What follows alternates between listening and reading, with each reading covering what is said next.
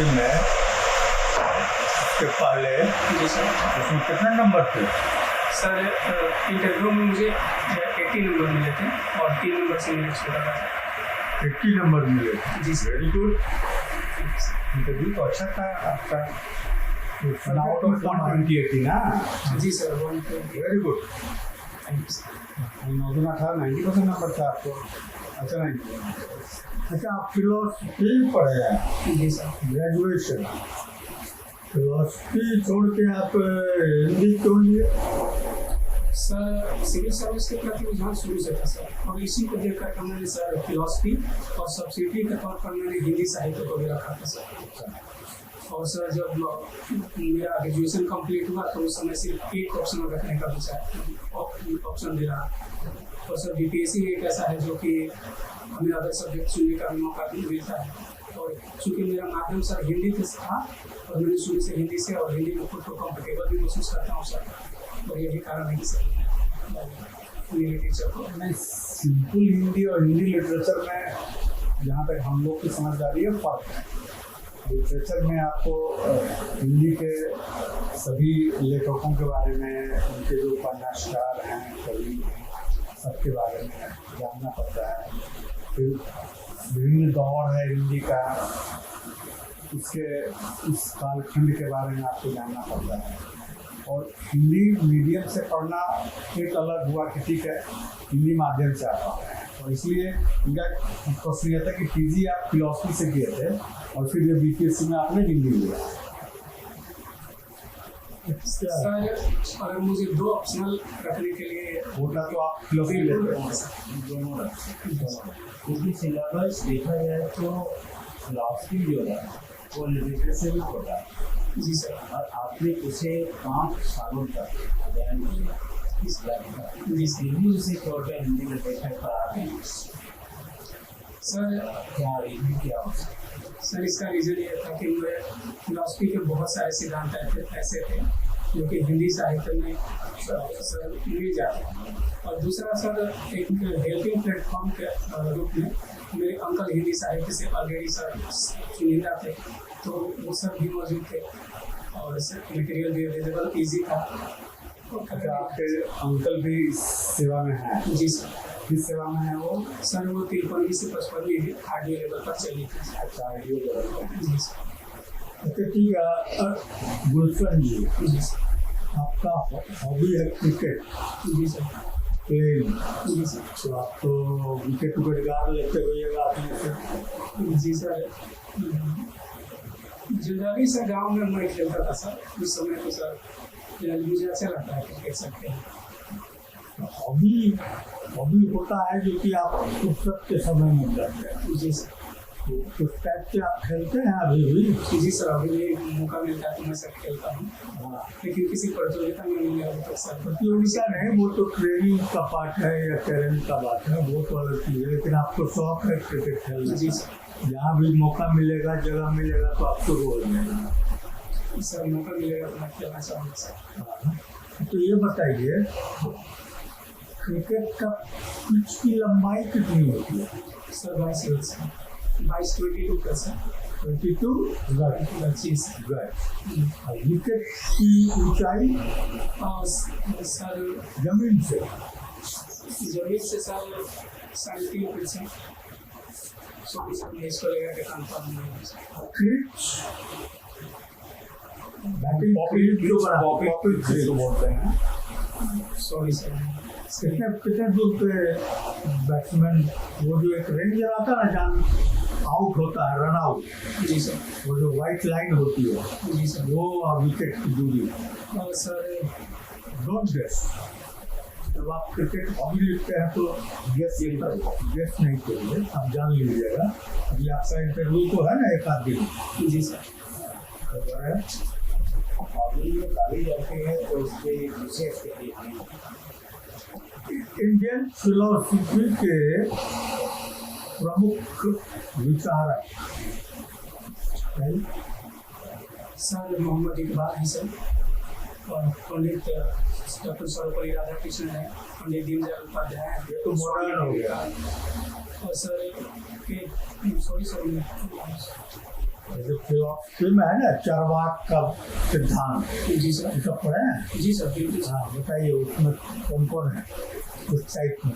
और sir Indian philosophy में दो तरीके से है, एक षड दर्शन और एक तीन दर्शन है जो कि नास्तिक के श्रेणी में आते हैं। इसमें बौद्ध दर्शन है सर, जैन दर्शन और चार्वाक दर्शन। ये लोग नास्तिक की श्रेणी में, नास्तिक के श्रेणी में आते हैं सर। और आस्तिक में कौन आएंगे? इसमें षड दर्शन सर, जैसे कि षड दर्शन सर, हाँ उसमें जिसमें सांख्य दर्शन, योग दर्शन, न्याय दर्शन, वैशेषिक दर्शन, उत्तर मीमांसा, पूर्व मीमांसा, ये सभी षड दर्शन होते हैं। तो ये बताइए वो शंकराचार्य अद्वैत का सिद्धांत देते हैं, क्या है? सर शंकराचार्य ब्रह्म और जीव की बात करते हैं। उनके द्वारा ये बात मत दिया जाता है कि जो मतलब ये दोनों में वो अभेद नहीं मानते सर, वो ब्रह्म और जीव को एक मानते हैं। जैसे कि मेरे अंदर भी ब्रह्म है, मैं जीव हूँ, दुनिया के अंदर जितना भी जीव है वो सबके अंदर ब्रह्म है। इसीलिए उन्होंने एक बात कहा है सर, अहम ब्रह्मास्मि। और सुने, उन्होंने ब्रह्म को सत्य के स्वरूप में स्वीकार किया। वो सिर्फ सत्य को एकमात्र ब्रह्म को ही स्वरूप में देखते हैं। और उनके द्वारा एक और बात बोला गया सर कि ब्रह्म सत्यम जगन मिथ्या जीवो न पर। और सर वो ईश्वर के सत्ता को पूरी तरीके से अर्पित करता है। अद्वैतवाद को कॉमन आदमी को, किसी आदमी को, राह चलता आदमी को आप बताना चाहते हैं कि अद्वैतवाद क्या है, तो ये बताएं। सर उसके अंदर भी ब्रह्म का स्वरूप है, मेरे अंदर भी ब्रह्म का स्वरूप है। मैं ये बताना चाहता हूं। आत्मा और परमात्मा एक है। जी सर। और रामानुजाचार्य क्या बोलते हैं? सर वो विशिष्टाद्वैतवाद की बात करते हैं। द्वैतवाद वो भी स्वीकार करते हैं, लेकिन उनका जो द्वैतवाद है सर वो अपने आप में विशिष्ट है सर। कैसे अंतर है दोनों में? सर जिस तरीके से इसके तीन अंतर को मैं बता सकता हूँ सर। जैसे कि उन्होंने जीव और जगत का, जो शंकराचार्य थे, जीव जगत के अभेद की बात की, लेकिन ये बोलते हैं कि जो ब्रह्म है वो एक सत्ता तो है, वो भी निर्गुण है, लेकिन उसके दो अंश होते हैं। एक का सर जैसे कि चित और अचित। चित से बना है सर आत्मा और अचित से बना है हमारा भौतिक जगत से। सर ब्रह्म को दूसरा पहला अंतर ये हो गया सर। दूसरा अंतर होगा कि जहाँ शंकराचार्य ब्रह्म में कोई अभेद नहीं मानते, बोलते कि ब्रह्म ही सत्य है। लेकिन सर रामानुजाचार्य तो बोलते हैं कि ब्रह्म में भेद है, वो स्वगत भेद है। और तीसरा अंतर ये रहा सर कि जहाँ शंकराचार्य ईश्वर की सत्ता को पूरी तरीके से खंडित कर देते हैं कि ईश्वर नाम का कोई चीज नहीं होता। और जो धरती पर हम लोगों को ईश्वर मान्यता दी जाती है वो सिर्फ और सिर्फ सर व्यवहारिक स्तर तक ही हो सकता है, परमार्थिक स्तर पर वो पूरी तरीके से कोई ईश्वर नाम का चीज नहीं होता। अच्छा ये बताइए, बिहार में जो अभी कास्ट सर्वे का डेटा रिलीज हुआ है, उसका दुष्परिणाम क्या पड़ सकता है आपकी नज़र में? सर ये समस्या तो कोई उसमें दुष्परिणाम नहीं दिखता है। सुफल परिणाम क्या आ सकते हैं? सुपर परिणाम इससे ये होगा सर कि समाज का जो निचला तबका जो कि विकास के राह में सबका पीछे रह गया है, उसके खासी किसी योजनाओं के माध्यम से हम उसका उत्थान कर सकते हैं सर। इसके अलावा समाज में आपकी समझ से सामाजिक उत्थान में किन बातों का महत्वपूर्ण योगदान हो सकता है या वो प्राइमरी होना चाहिए? सर मेरी समझ से सामाजिक हो, आर्थिक हो, शैक्षिक हो और उसके साथ साथ आध्यात्मिक भी हो सकता है। अम्बेडकर की नज़र से सबसे महत्वपूर्ण क्या होना चाहिए किसी समाज के उत्थान में? कैसे उसको किया जा सकता है? वो अपना एग्जाम्पल देते हैं। सर शिक्षा सर।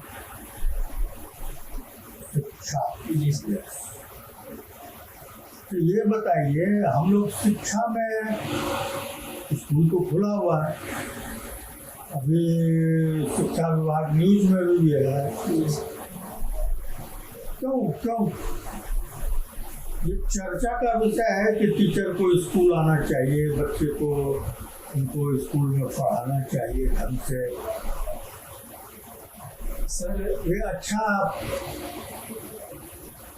मतलब बिहार का नाम रोशन करने वाला चीज़ है कि ये नेशनल न्यूज़ में रहे कि बिहार में शिक्षक स्कूल पे नहीं आते हैं। सर अभी शिक्षा विभाग द्वारा जितने भी सकारात्मक निर्णय लिए गए हैं इसके कारण से शिक्षा विभाग चर्चा में है। इनके द्वारा बहुत सारे ऐसे कृत्य किए गए हैं जैसे कि शैक्षिक सुधार को लेकर के कि जितने भी विद्यार्थी हैं सबका 75% उपस्थिति को अनिवार्य किया गया और स्कूली इंफ्रास्ट्रक्चर पर बहुत सारे कार्य किए गए। इसके साथ ही साथ जो कि शिक्षक होगा उनको भी प्रेजेंट को लेकर के और जो अनावश्यक जो छुट्टियाँ होती थी उसको कुछ कम भी किया गया। अच्छा ये बताइए, महिला आरक्षण जो बिल है, अब तो बिल हो गया, जी सर। वो जो आया है उससे क्या सुखद परिणाम आएंगे? सर सबसे पहला परिणाम ये होगा कि महिलाओं की भागीदारी सर हमारे संसद में बढ़ेगी सर। दूसरा ये होगा कि महिलाओं की जो समस्याएं होती है सर वो हमारे सदन में प्रमुखता से रखी जा सकती है।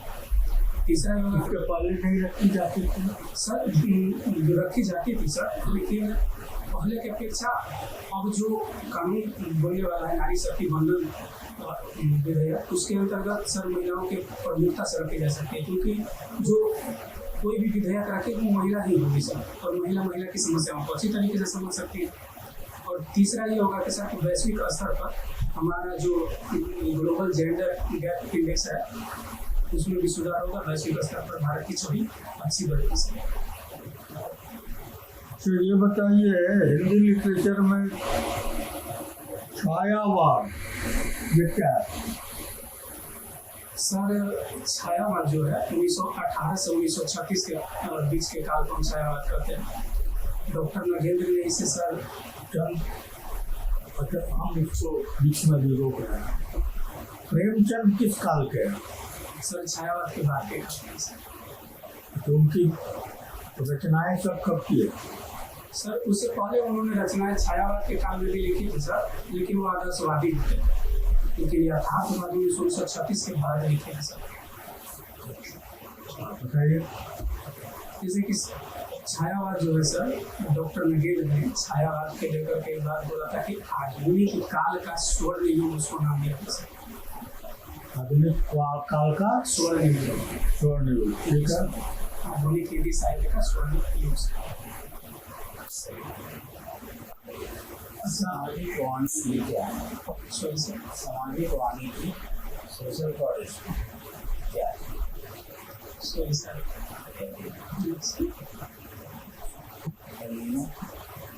El Niño sir Prashant Mahasagar Peru के तट पर एक घटना घटती है सर और उसका प्रभाव हमारे भारत में ये होता है कि सब जब एल्निनो आता है तो हमारे यहाँ का जो वेदर है वर्षा है तो कम होता है। जी स्कीम क्या है?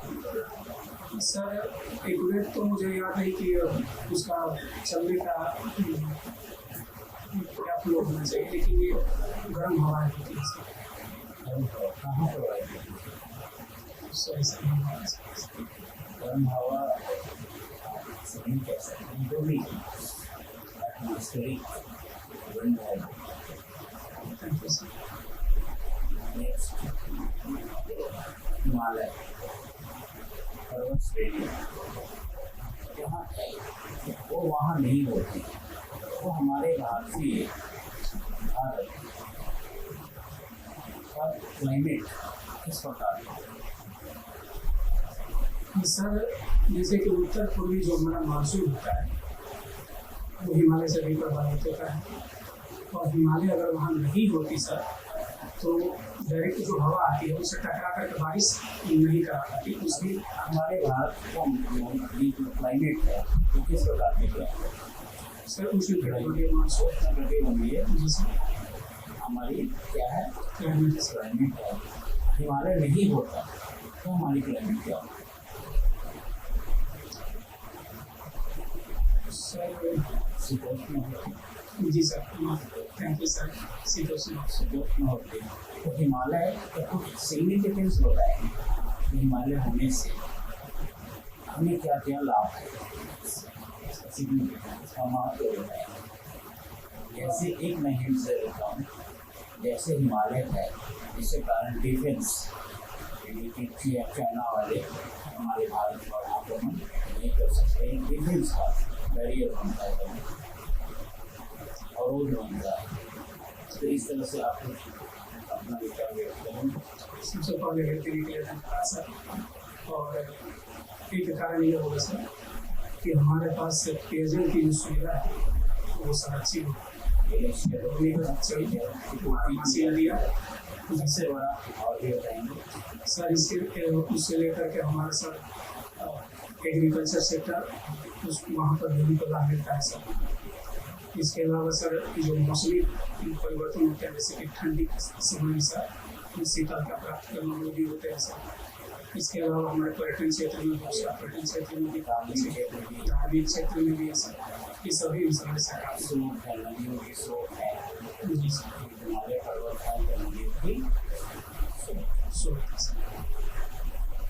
हमारे बिहार में प्रति वर्ष बाढ़ आती है, तो इन बाढ़ की समस्या को दूर करने के लिए सरकार और आप क्या निर्णय लें, क्या उपाय सुझाएं?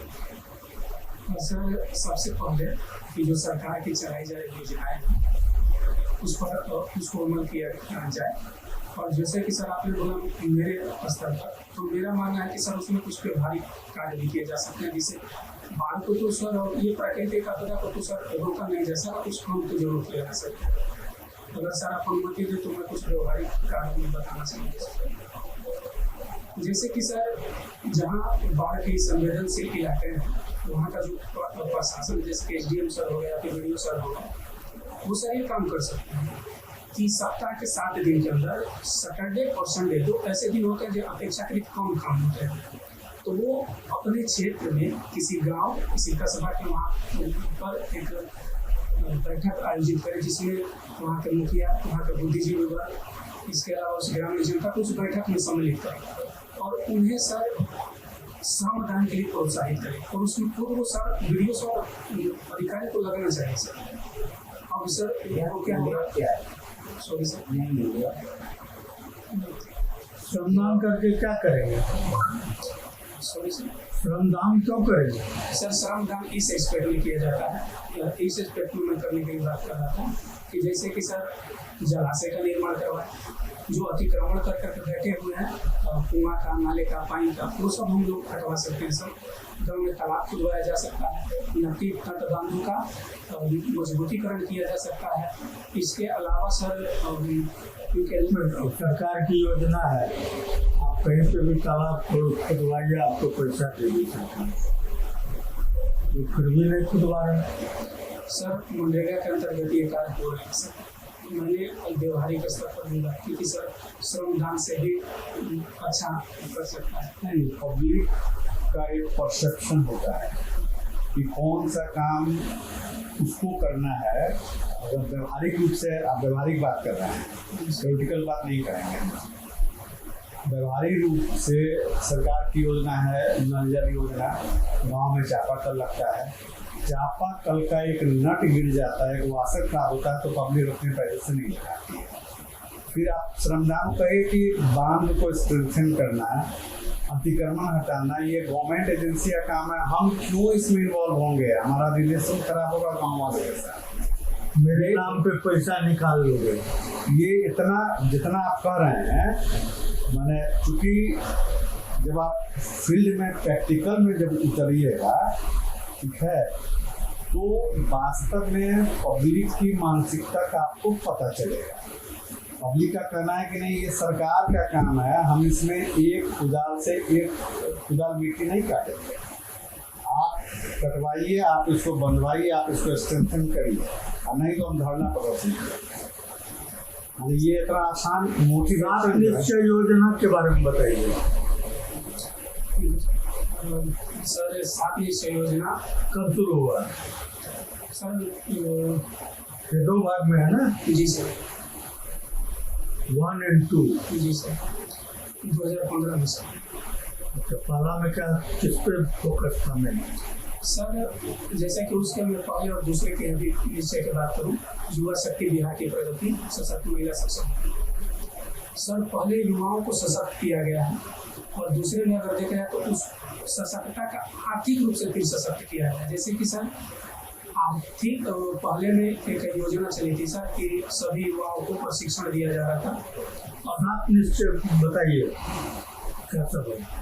साथ ही इस योजना में अभी वर्तमान समय की बिहार सरकार की एक महत्वाकांक्षी सर योजना कौन है कौन सर अभी इसका सेकंड पार्ट चल रहा है उसका इसी का भी बताइए। सर युवा शक्ति बिहार की प्रगति, सशक्त महिला, सक्षम महिला, हर खेत को पानी, स्वच्छ शहर, विकसित शहर, उचित संपर्कता और सर ठीक है। उससे दूसरा जो सात निश्चय है भाग 2 क्या अंतर है? फोकस इस बार किस पे है? सर इस बार सर जो जैसे कि प्रथम पे महिलाओं के लिए बात की सर कृषि पर भी बात कर रहे थे। उसमें जो कृषि है सर फर्स्ट में वो गांवों के विकास को बढ़ाने पर, कृषि के क्षेत्र को बढ़ाने पर कार्य किया गया है और सेकंड वाले में क्या किया गया है? जैसे कि कैसे किसी बढ़ेगा उसमें क्या है प्रोग्राम में? जैसे कि है प्रोग्राम सॉरी सर उसमें स्पेसिफिक प्रोग्राम है। जैसे 2 में है सोलर लाइट, ये फोकस एरिया है 2 का। सर पहले वाले में गांव कस्बे नालियों का निर्माण किया गया है, नल जल योजना स्टार्ट करके सभी ग्रामीण क्षेत्रों को पानी पहुंचाया गया है, पेयजल और युवाओं को सशक्त करने के लिए सर प्रशिक्षण दिया जा रहा है मुख्यमंत्री कौशल विकास योजना के अंतर्गत। फिर उसके साथ उन्हें बेरोजगारी भत्ता के रूप में सर 1000 रुपये पर मंथ दिया जा रहा है। ये सभी पर फर्स्ट के है सर। दूसरे में सर उसी रोड के किनारे अब सोलर लाइट स्ट्रीट लगाए जा रहे हैं और जो खेत हो गया सर उसको पानी पहुंचाने के लिए भी कार्य किया जा रहा है। मुख्यमंत्री ने सब्सिडी योजना के अंतर्गत सर डीजल अनुदान महिला के लिए क्या है? सर महिलाओं के लिए उनके हुनर पर ज्यादा फोकस किया गया है, जैसे कि हुनर योजना सर। हम काम चाहते हैं रोहतास। जी सर। रोहतास की कोई लोक कला के बारे में बताइए। सर लोक कला तो मुझे याद नहीं आ रहा। रोहतास के प्रमुख नदी बताइए सर, कौन सी नदी प्रवाहित होती है और कहाँ से उसकी ओरिजिन होती है और कहाँ मिलती है? सर हम रोहतास में सर सोन नदी प्रवाहित होती है सर और वो अमरकंटक से निकलती है। वो झारखंड के पलामू जिला से हमारे बिहार में सर इंटर करती है और मेरे रोहतास में उसके साथ सर तो उसमें आगे चल करके भोजपुर में कौन सा बांध बना है उस पर? सर बांध सोन बराज है सर। क्या है और क्या नाम है उसका? रिहान बांध कहाँ बनाई? रिहान नदी पड़ी है सर। किसके साथ में? सॉरी सर गया अमरकंटक कहाँ? मध्य प्रदेश में सर। किस तरह से ये क्या है? अमरकंटक एक ऊँची चोटी है, किस तरह से भी सर अमरकंटक की याद किए हैं, उसकी ओरिजिन याद किए हैं तो वो चोटी है। चोटी किस तरह से ही शुरू हुई है आपको जानना होगा। जी sir, thank you sir.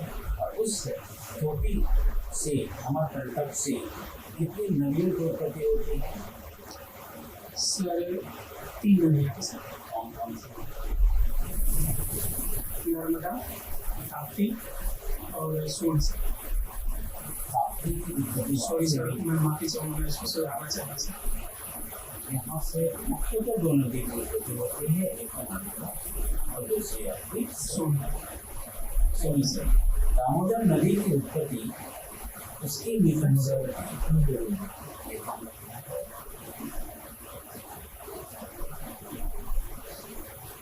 Bihar में महिलाओं के लिए कितना % रिजर्वेशन है? सर पंचायत स्तर पर 50% और सब नौकरियों में 35%, खास करके बिहार में सर। अब जब 35% महिलाएं नौकरी में आएंगी तो कुछ महिलाओं के साथ समस्या भी आएंगी। तो एक एक्ट है पॉश एक्ट, नाम सुना है? POCSO sir, posh posh sorry sir, prevention of sexual harassment at work place, नाम सुना है क्या? सर कार्यस्थल पर महिलाओं के यौन उत्पीड़न पर निषेध या रोकथाम। सर मेरी समझ से शायद विशाखा गाइडलाइंस के साथ बात करें सर। विशाखा गाइडलाइंस ठीक है, लेकिन ये जब महिलाएं नौकरी में आएंगी तो जो सोसाइटी का ताना बाना है, तो उस स्थिति में महिलाओं को कार्यस्थल पर महिलाओं को जो है वो किसी तरह के लैंगिक हिंसा से प्रोटेक्शन के लिए एक्ट है। नाम जानते हैं इस एक्ट का? नहीं जानते। बिहार का SRB क्या है? Sex ratio at birth.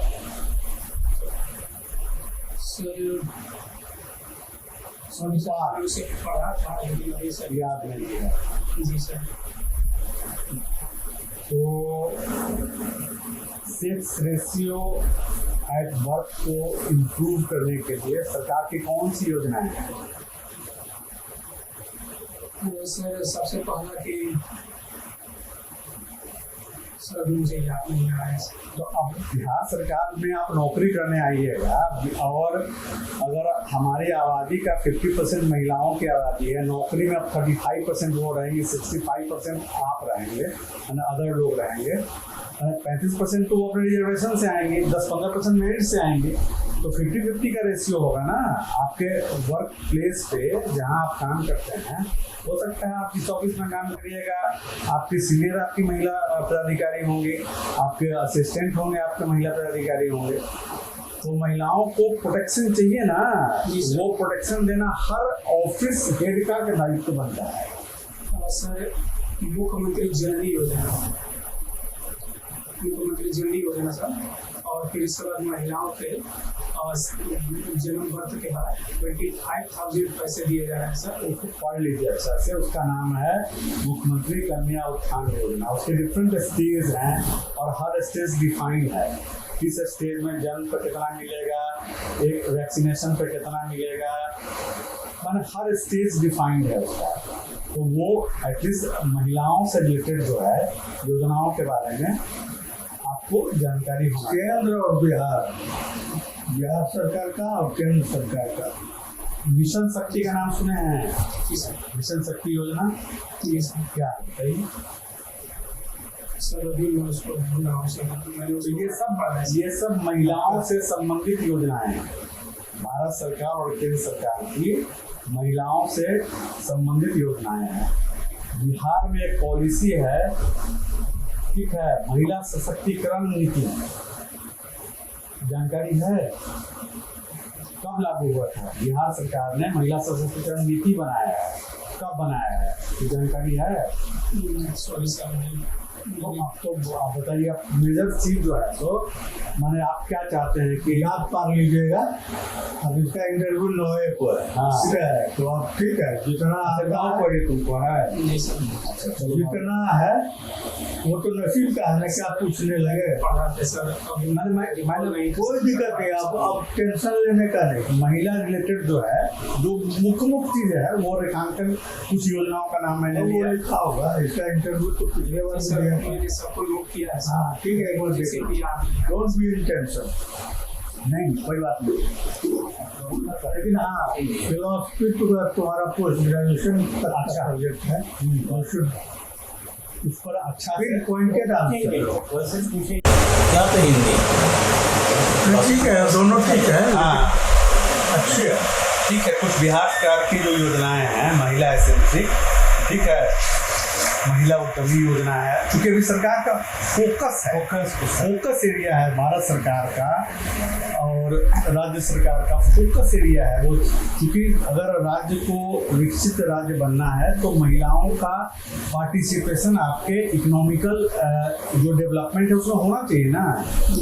नहीं होगा अगर आर्थिक रूप से महिलाओं को, अभी आप बोला ना स्किल से, जब करेंगे तो डिफरेंट योजनाओं से उनको जोड़िएगा। जीविका का नाम सुने हैं ना?